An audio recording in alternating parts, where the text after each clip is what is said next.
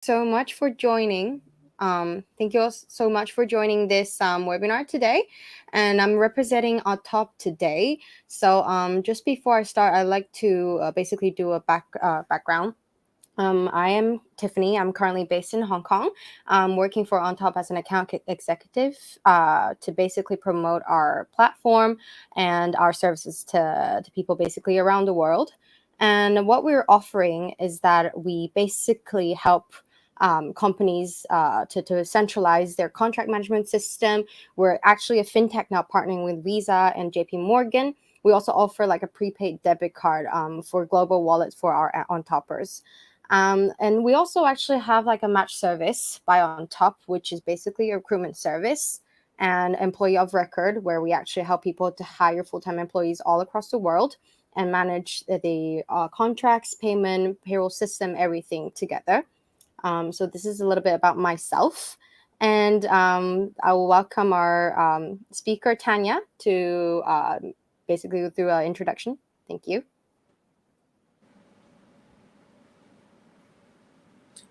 Tanya, I think you're on mute. Thanks, Tiffany. So I'm Tanya. I'm originally Belgian. I've worked in China for 7 years across Beijing, Shanghai, and Shenzhen. Then this year, I just moved to Dusseldorf for my job, which is in PR and marketing for a Chinese tech company. Currently, I'm in Zagreb for work, and I do mixed remote working with also work in the office. Thank you, Tanya. And then let's welcome our next speaker. Please, Thomas.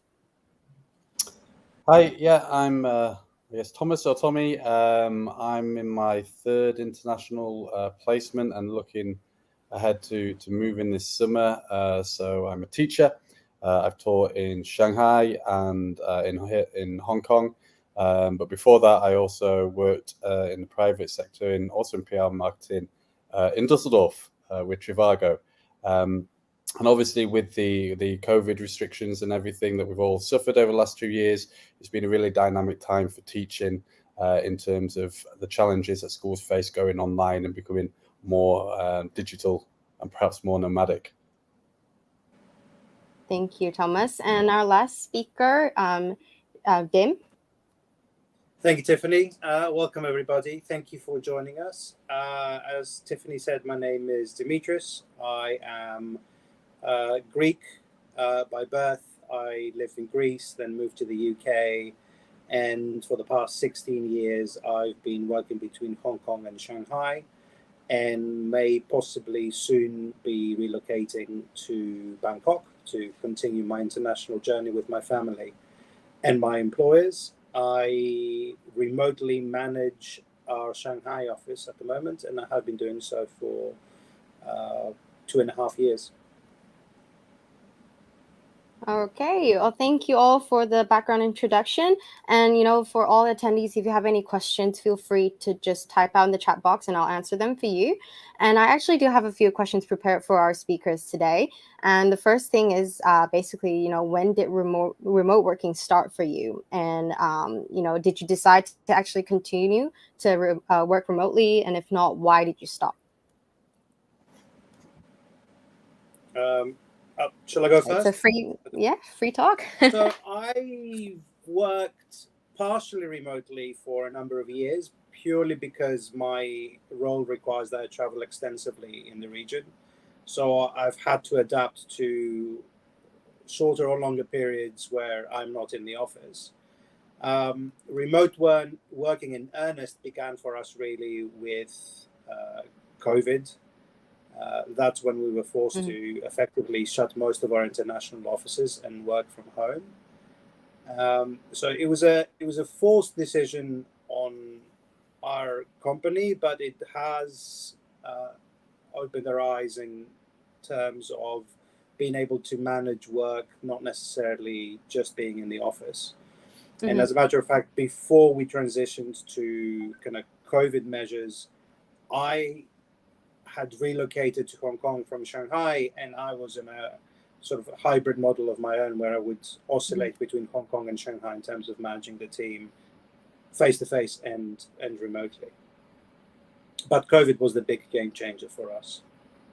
Okay. Do you see that like remote working that's going to be like a thing for you from now on or in the future? It's already featuring heavily, and I think it will continue to feature heavily in the makeup of our of our work. I don't think we are, not technologically, but I think by virtue of our industry, I don't think we're in a position to move to a full remote working environment. But we have certainly, especially us as an organization, not necessarily my industry, the maritime industry, we have embraced hybrid model of working. So most of our offices now have a flexible system where you are required to attend the office a certain amount of days a week, but the rest of the time you're free to work from home. Yeah, definitely. What about you, Tommy? Yeah, we were kind of, it was thrust upon us. One of the reasons I went into teaching, because it seemed in a world where things are becoming digitalized and automated, it seemed one of the most least likely to be automated industries. But so this has been a really interesting time as schools have really been like thrust into a dilemma which was maybe 10, 20 years on the horizon. And they've had to respond pretty rapidly to that. So I straddled two subjects, English and drama. Obviously, with drama, that's quite a nightmare in terms of trying to teach online and using Zoom to do that to practical. But it also does give some type of like opportunities there. But on the whole, I'd say it's probably net negative. But the big surprise for me has been with teaching English is how positive and dynamic the teaching has become. And now I'm almost left with a dilemma as I'm back into the classroom with that fluidity that teaching via Zoom and having your breakout rooms and your groups and me having control about like making sure the Nordic kids aren't grouped together is so much more easier. And we lose like, I don't know, like a lot of maybe 5-10 minutes learning time in a lesson, just like organizing the people into groups. Through like Zoom and other things and Google Classroom is so quickly just like to do that organization so you can focus on the learning. So I've been pleasantly surprised. And when COVID hit, I was in Bali. So I got the first few months teaching from Bali, which was a huge bonus. And I guess now the career goals is how do I circle back to something like that while still getting the perks of an international school. Yeah, working in Bali is always a plus, isn't it? What do you think, Tanya? I mean, I think I'd love to work in Bali, but I mean, I think about it on it's a couple of different dimensions for me. So I've been in remote, I've worked remote where it was amazing. You know, I think for me, always the biggest definer of whether or not it works out really well is whether it's synchronous or asynchronous. So some organizations do this really, really well. I would not necessarily, my organization is one of them, but I think some organizations do it really well where you don't have to be online at the same time. You're able to delegate tasks in a way where you hand them out. Everybody does them, everybody's on time, everybody's following their deadlines. There's clear communication. There's no need for anybody to be speaking to one another face to face, right? Like, I think in our company, we're very global. When I was in HQ in Shenzhen, we worked across India, US, China, as well as Europe. So you're dealing with 12-hour different time zones. Somebody's always suffering, no matter where you go. That's true. And that's very difficult, right? But that's really like sync. So then if you are able to do it async, you say, oh, let's do very clear email updates. Let's all focus and train people to become strong communicators. Let's make sure that they know how to write emails in bullet points and action points, as well as clear deliverables. That's amazing because that really allows you to just focus on the work. I think, as Dimitri said, like a lot of this was spurred by COVID. I think we're still in very early stages when it comes to remote working. As you can see, a lot of organizations are itching to kind of get back in the office. And a lot of the time that really has to do with manager trust. You know, so in my team is in Dusseldorf as well as in China.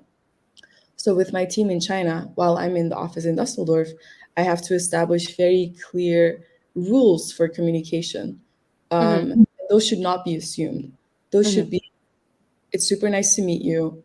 We're getting to know each other as employee, as colleagues, and this is what I expect, and tell me what you expect and how you work, and then we can adjust that to working together effectively and efficiently. Because if there are no clear expectations for this, it's going to go wrong very, very quickly. And I've had experience with that as well, and it was very difficult to communicate that if you have to do it after. So my Mm-hmm. suggestion is always be very clear in what you expect. Do you expect a daily update? Do you expect a weekly update? Do you expect a monthly update? Because Mm-hmm. otherwise it's chasing everybody else and it becomes really frustrating for Yeah, everybody.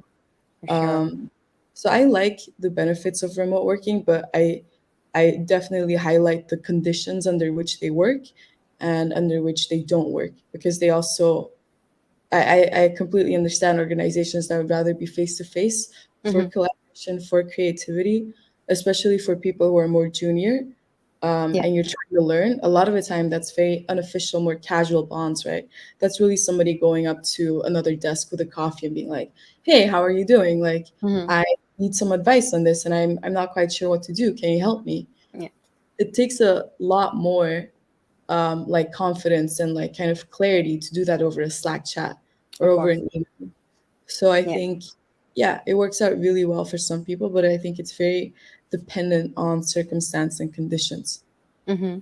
Yeah, I would I'd like to, also say like industry, right? Yeah, go ahead, Tommy. yeah, I'd just like to add to that on what Tanya is saying, because I've experienced a bleeding of, I guess, professional and home lives. The last Hmm. time I took a sick day, probably a few months ago, and I got a personal WhatsApp message from one of my colleagues asking me to remember some work or something. I was like, "Hey, I'm on a sick day. I'm ill," Yeah, and it made, like, I guess one of the negatives is the remoteness has come into your home. And I'm finding myself now making really clear boundaries. I'm off Facebook now, off Twitter, off everything, and you need to really create your kind of sacred home space. And I guess what Tanya was saying with the clear communication between that and setting those ground rules early is really important. I wish we had some of that. yeah, Yeah, Yeah, I think you need to definitely. be much stricter on yourself if you're working remotely. Yeah, the I think self-discipline, that right? I think your self-discipline, but also the company needs to be setting clearer parameters. Mm-hmm. Um, Of course. because at the beginning of the outbreak, every company was loving it because they were saying, "Oh, we know exactly where all our employees are, and we can reach out to them at any time." But obviously, that's not productive Mm. in the longer term. But picking up from another point that Tanya made, Tanya was talking about junior employees, but I think the one potential issue with remote working is training staff. yeah, Um, Mm-hmm. and I think that varies from industry to industry. But I come from a legal background, and now in the company I'm in, it's it's critical to have FaceTime with someone that you brought in and you're training to do the job that you want them to. And I don't think that um, that would necessarily be replaced by remote working. Mm-hmm. I mean, we do have a lot of remote learning in our industry. I have a multitude of webinars I can attend every week. The company puts up its own stuff, but um, there are skills that you can only really best transfer face to face, and I think Mm-hmm. that's the fly in the ointment with remote learning. That if you want to properly train someone, Yeah. um, and sharpen the interpersonal skills that they need for the particular job, it has to be Mm-hmm. face to face, Yeah. at least for a initial period of time. Yeah, I do think then it also like depends on industry, right? Because like to be very honest with everyone, like on top is my very first remote remote job, and I'm loving it. I can actually work from anywhere. I can work in a cafe. I can even work from a beach if I want to, and that was actually the really catchy part that actually triggered me into wanting to join this company. But I do agree, it comes down to different industry and then what exactly you're doing.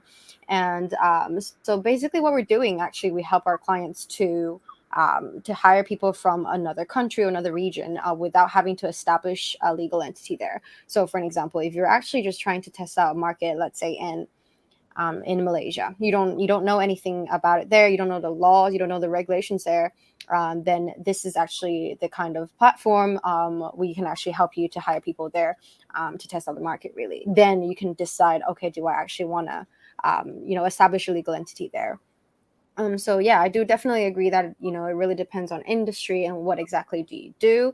But everything has two sides. Of course, there are downside, but then benefits wise, what are the benefits that you actually got from working remotely? Did it actually help with, like, let's say, time management? Because it did help me loads.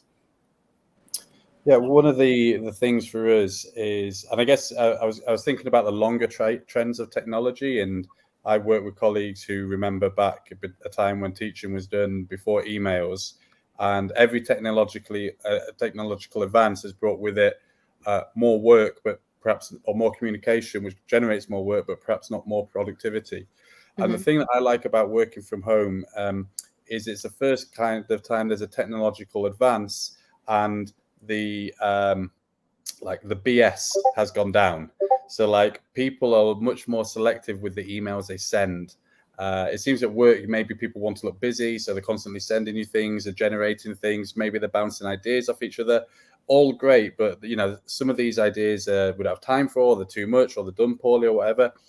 So when you're kind of more at your home, I'm finding I can concentrate more on my job, which is teaching, and less on like data tracking, or less dealing with like meetings, which are just a bane of everybody's lives, which don't achieve anything. So that's one of the really like key surprises I've had in a positive way, because I thought it would be actually more kind of rubbish coming your way, but it seems to be way more selective, which I enjoy. Thank you. What about you guys? Do you want to go, or shall I go? No, you go ahead. You go ahead. Okay. I think I'm still finding the right balance, I have to say, between the two. There are tasks I find which are much better suited for work at home, and there are tasks which I know I can focus on and execute way better in the office. I'm not exactly sure why that is, but it just is the case. But the benefit of working remotely is, of course, that it can be more cost effective for an organization. I mean, our headquarters are in New York, and if they could halve their space in downtown Manhattan where their office is, they could create huge savings. But they also create savings for their staff, because commuting is expensive. And for me, I tend to perform better in the morning, and I don't have to waste an hour and a half of my more creative time. With commuting, I can just go downstairs, grab my coffee, and be at my computer at my desk very early in the morning while everyone is still sleeping. So I think that's what I found. But I think the most important thing is that it needs to be from a kind of a top-down approach for it to work properly. So I'll give you a very quick example. So we have these monthly meetings for kind of middle to senior management, and we've always had them. And in the past, we'd get the meeting time and date, we'd join remotely, everyone from New York to Shanghai and in between, which normally meant for me was a 9 or 10 p.m. start. Wow, okay. But because the pressures of COVID didn't exist, and it was the beginning of the day in New York, and everyone had to have a say in a multitude of departments, I would end up being on a call until 1, 2 o'clock in the morning, because everyone would be given unlimited time. And New York's thinking, well, we're eating half our daytime here, so this is great. For me, it was hell. Right. But one of the big changes that came around COVID was that first, that meeting stayed because it was even more important for senior management to communicate with middle management and kind of down the line. But what then they insisted is, and it may sound simple, but it's a huge time-saving device, is that everyone should submit a report before, And then you submit the report, you identify key issues that you want to be discussed at the meeting. Otherwise, the meeting just goes, thank you for your report. Unless you have nothing else to add, we'll move on to the next person. And then all of a sudden we go from a 3 to 4 hour meeting to a 45-minute to 1 hour meeting. And more importantly, it focuses minds on what the key points are, and then they don't get left in the wash because someone wants to talk about the bowling night they had, with the staff, and the rest of us suffer as a consequence. Sounds efficient, actually. But that change came from the top, and then it's trickled down. So then all our meetings further down are adopting a similar structure, which means everything's moving much more smoothly and faster. Of course, the efficiency is different, of course. Especially when there's a time difference, even like internally. Earlier, you also mentioned like from top to down and communication, everything. Even Tanya mentioned that earlier. Even internally on top, my boss actually is located in Colombia. So we only actually have a few hours where we actually have time overlapping. And so we basically make sure that we get our points across, even in bullet points. Are we all check on this? If it's all good, we're ready to go. So we're actually way more efficient. At least that's what actually I've learned working remotely, just to be efficient. What about you, Tanya? I mean, I think for me personally, the two biggest things about working remote is number one, being able to multitask in the home. So it's very little things, but I think for like personal well-being, it's a massive, massive difference. It's like the certain calls, there's two types of calls, right? There's calls where you participate and there's calls where you don't participate.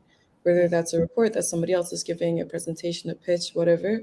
Within our company, we actually almost never do video calls, which I find tremendous because I think with video calls, everybody gets so distracted looking at themselves that it's some of those things are like, you can't help it. It's like, and then you have 4 other faces and you're like, it's a little exasperating for me. So I really stick to voice, which I much prefer. Right. So I can be cooking, I can be in the gym, I can do anything else. I could be walking outside. It's perfectly fine being on a call, walking outside. I can pay 100% attention. And that's just extremely, extremely nice for personal well-being, right? It's like you can have that kind of like open door office wherever you want to be, and you're not being it's not an issue for work. So for me, actually, that bleeding together of work and personal life, I don't mind it that much. I think that's also, a factor of working within a Chinese company for sure, where a lot of that has kind of like molded together. And then, of course, the key thing is making sure that the work part doesn't take over, that it is a blend, that it isn't just one thing that is completely taken over. But that's really where remote work, for me, helps a lot. So if I have to take a call that's at 10 p.m., I make sure that I'm not working in the day, like all the time, right? I get my 8 hours in. If I can actually choose where they are, good, totally fine. I don't have an issue with that. As long as it's planned in advance, I know what the requirements are for the call. As Demetrius and Tommy said, like you said, good bullet points. You can communicate effectively. Totally good. I don't have any issues with 10 p.m. calls. If that's what it requires, then that's fine. And I can arrange my day according to that time slot. So for me, it's really flexibility. And cooking while you're on the call is great. Really. I've not done that before. I'll try. Control the mute button, but it works very well otherwise. I'll definitely try for sure. But I do agree, like with time management is great. Because even a lot of people go into the office, like personally I've done that before as well, that I'm just sitting in the office actually doing absolutely nothing, and then just sitting there because I have to hit that hours, and then I can leave. So I find that really just not productive at all. I could be doing something way more productive, or I could be learning something. Whereas when I'm working remotely, I can actually manage my my own time, and if I want to have like a early finish, then I will just be a little bit more productive during the day. and then finish off, if it's a 6 hours job, I'll try to finish in 3 hours. Then the rest of the time is actually mine. I could, use it to do something else, learn something, or even cooking, go out to a cafe, etc. So like time management for me, I do think that personally, I think it's great. And I also do agree with you, Tanya, that there's always going to be a blend of work and private life when you're doing remote working. But it's also up to us to kind of set our boundaries to make sure that the work life is not overtaking your personal life. That is absolutely for sure. And Can I add something, Tiffany, for what time? Can I add something? Yeah, go ahead. There's like, I was thinking especially when Dim was talking, there's like two parts to my job, which is performing, and I don't mean in a classic work sense of performing. I mean like literally putting on a performance, and through that building relationships. And I was really, really pleasantly surprised, because I thought the relationships would be really hard to build within like online and remote working. Mm-hmm. But I actually found, I think it's because of the context of where we're in. Like when you go walk into a classroom, you're like, right, I'm the teacher, I'm going to come here, I'm going to teach. But it seems to be more kind of almost fraternal when you're on a Zoom call. And the kids I think there's something psychologically going on with them, because they don't seem as reluctant to put their hands up, because they're not like in the physical space with loads of other people who they think are judging them. So my kids started opening up way more about their work, about where they were, and I was having like one-to-ones with kids, building like really strong bonds and relationships in front of the rest of the class. Yeah. And that was really, really, really surprising and quite transformative, especially with the older year groups and the exam classes. So I was really surprised by that. Well, that's a great sign, though, I guess. Well, you didn't actually expect that, right? No, I didn't expect that. I thought it'd be quite the opposite. Okay. That's really good. And, like also like remote working, right? I personally do think then I would actually continue to kind of take on this kind of work mode. And another thing is that even though that's not our topic today, I'm just going to, roughly mention that it's the payment. A lot of people are working, even as a freelancer, they don't actually want to be paid in a local currency just because it could be a currency that's, fluctuating all the time, right? So which means that their income might be different per project or every month, etc. And, through us, that actually is possible to just have them in, a relatively stronger currency, which is, USD. And like I mentioned earlier, we do actually offer prepaid debit card backed by JP Morgan, which means that people can actually have full access to their, the bank card, no matter where they're working from. And I guess this would, like, personally to me, that would actually help me to make the decision in the fact that I would actually continue to do remote working, because obviously I want my salary to be paid in, a relatively stable currency. So like, when you're working remotely, from different places, obviously decentralized, have you actually had any issue with payments? Was there actually a time that you hope that, oh, I wish I could get, for an example, British pounds instead of Hong Kong dollars? Tommy? Yeah, I think when working in Shanghai, it's like 5 trips to the post office and anything else to set up a bank account so you can transfer it out of China. So many hoops to go through. So I actually signed up for a Revolut card just to go on holiday and make spending easier. But yeah, certainly. I mean, Hong Kong dollar to GBP, I guess, has more history behind it, so it's relatively easier. But where I'm going into Southeast Asia next, and obviously the currency there is weaker, it fluctuates more. So it's going to be really interesting, actually, for the first time being paid in a local currency, which might fluctuate amongst the dollar. But I'm hoping, here come the Asian tiger economies against the devaluing of the US dollar. That'd be quite nice. I think that's the way I need it. Yeah. Yeah. Just to quickly answer question from Mod. So any quick tips on how to build engagement team when people are doing work from home? I would say also taking from tips from Demetrius earlier. He has experience in basically managing a team that's actually based in Shanghai right now.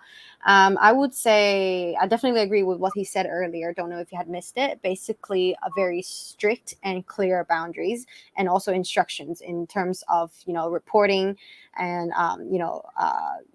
like even like daily meetings or weekly meetings that's conducted.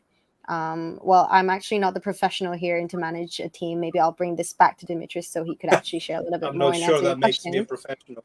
I think the only thing I that kind of jumps to mind, and I would add, is that I think people need to be acutely aware that just because you've moved to a remote setup, you still need to have the same considerations regarding your team's characters and abilities and their general demeanor and stuff like that.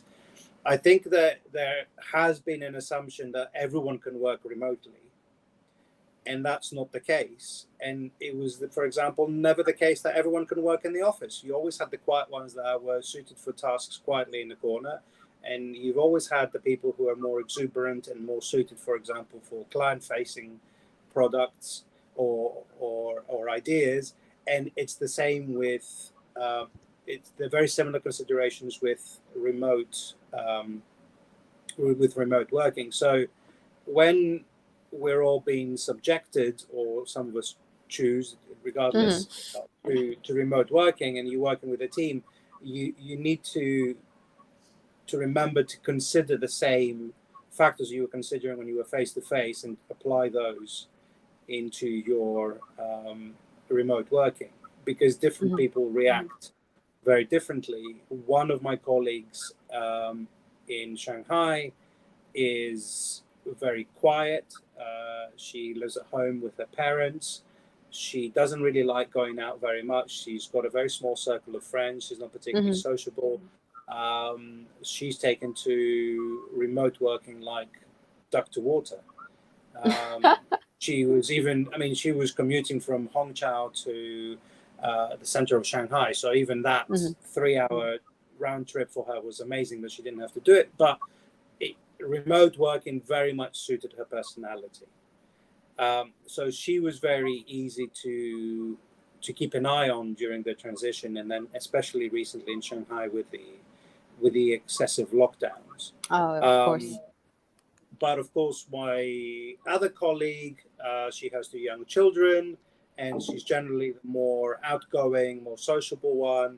She's the one that could be relied more when we have client meetings or client outings to be the livelier one. So you knew that she would struggle with remote working more. So you then need to accommodate her.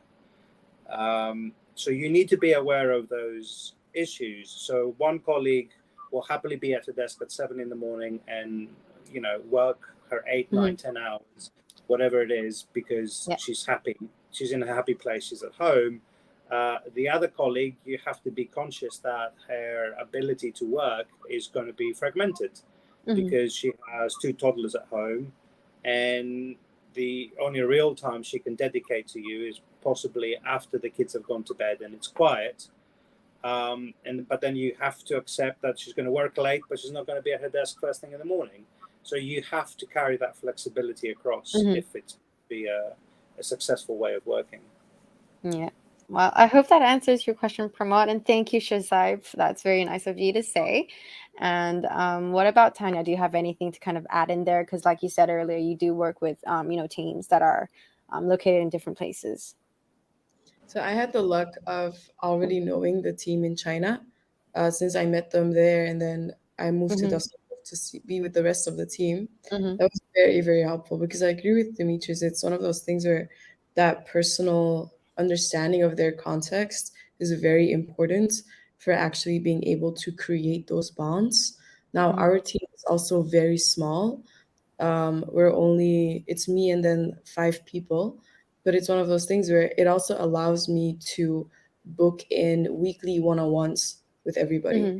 We try to aim for weekly, if not weekly, every 2 weeks one-on-ones, just for me to kind of catch up with them, really let them know that I'm there for them, ask them what their Mm-hmm. challenges are, what kind of obstacles, what kind of support that they need. And I think it's really important to kind of carve out that time, just Mm-hmm. because some people are more introverted, some people are more extroverted. It is one of those things where some people will be very clear in their challenges and what's actually happening with them. Other people are not. So it's Yeah. still always really important to ask, check in, see how everybody's doing mentally. One of my team also was still in Shanghai, and he was working remote on a phone, not even on a laptop. That And that really, works. yeah, it was very difficult. So it really shifted our working style around, because he was basically Hmm. not able to edit any slides or whatever. Hmm. Um, and we just did so many things over text, over WeChat actually.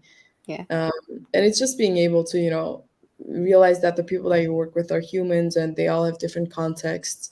We live Hmm. in weird times, people are working all over the world.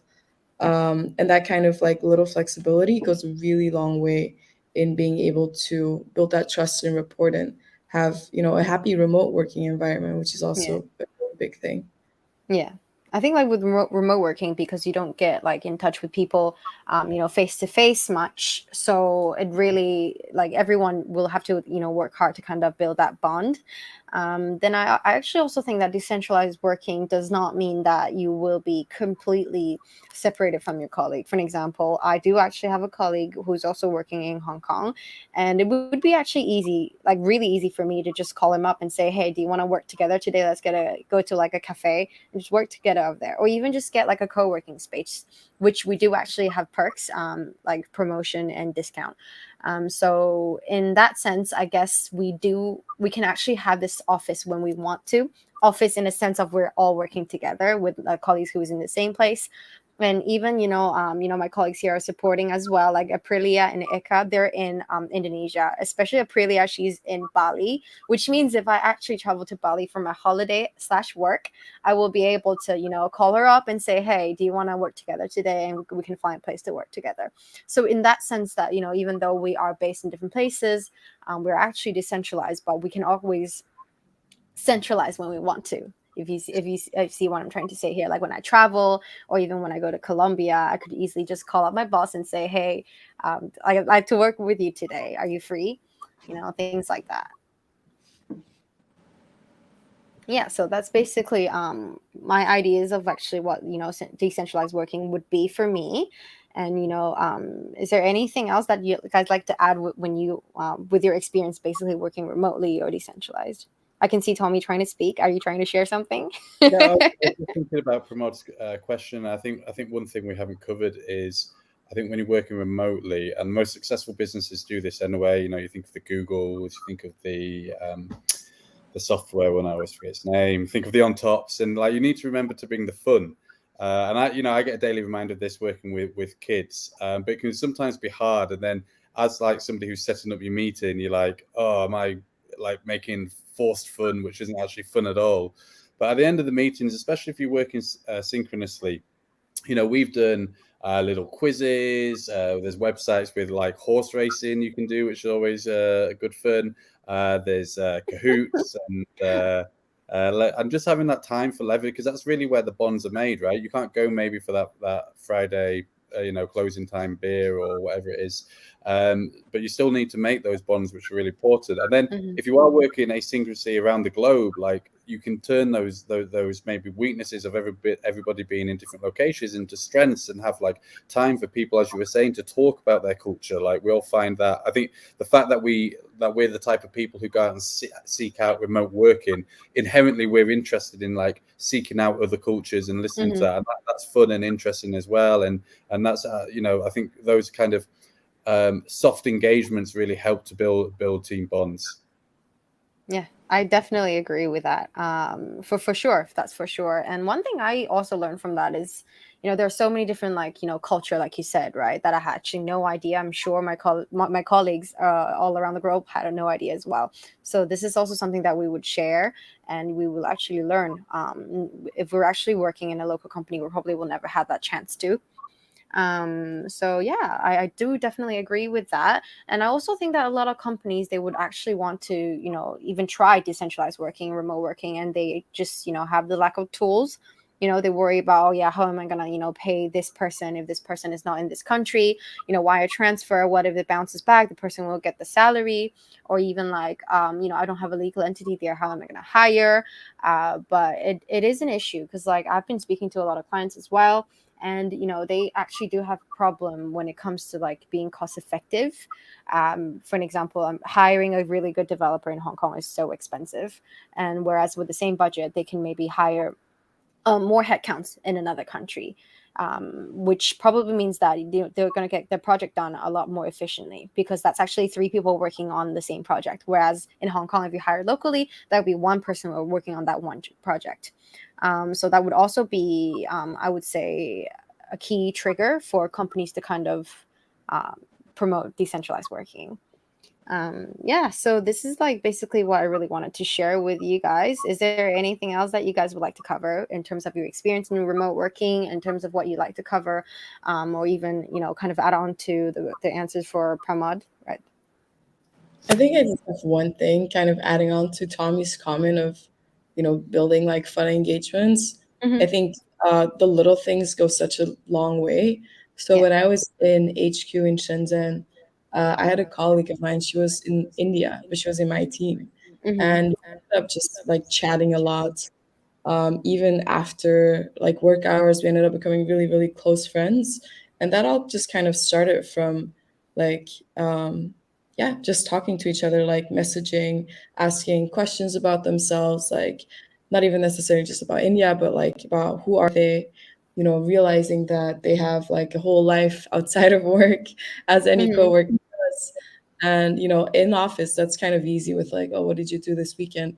But you can take that over text and just be friendly, and it goes a really, really long way in building those relationships. So I think it's always, you should never regret that first kind of like being vulnerable and asking like a more personal question to build up that connection with your colleague or the other person. Just because I think when you are able to have a strong connection with your Mm-hmm. coworkers, it makes all the work so much easier. You'll never assume, for example, like bad intent, which is something that I think is a cause of a Mm-hmm. lot of workplace conflict. Yeah. And it's a joy. You can make your workplace into a joy if you ask your colleagues the right questions. Yeah. I think that's something that holds really fast and steady across a lot of industries, and it's something that, yeah, makes your whole work life and your life just a lot more fun. Yeah, I think that also answers Pramod's question when it comes to how to build a team engagement. Definitely that for sure, and even like internally, like with my boss and even our team, we actually obviously we have like daily meetings for different things, but then we do actually have a spare time where we just talk about life in general, not about work. That whole hour we just talk about what's going on. We do little games together, and this actually did help us to kind of bond and get to know each other a lot better. And this is how I found out some of my colleagues are actually great singers. Some of them are actually great, like guitarists, etc. So, yeah, like I mean, I do actually think that if people actually want to make and remote working or work from home work. As long as they're committed, they can always find a way, obviously with the right tools. And Mm. I think our time is actually running out really, really soon. So I just like to also just wrap up a little bit. Basically, for all the attendees here, if you actually want to create a decentralized work environment, or even better manage your distributed team around the world, we can help you. And you just need to basically go to our website and book a demo, and then one of our specialists will be in touch with you, and we can continue from there. Well, then, thank you so much, Demetrius, Tommy, and Tanya, for your time today. Pleasure. And really, really appreciate it, what you shared with the team and with everyone here today. And thank you, and have a great evening for Demetrius and Tommy, and have a great afternoon for Tanya. Um, Thank you. Thank you Thank so you, much. Tiffany, for the invitation. Thank you. Bye, everyone. Thank you. Thank you. Bye.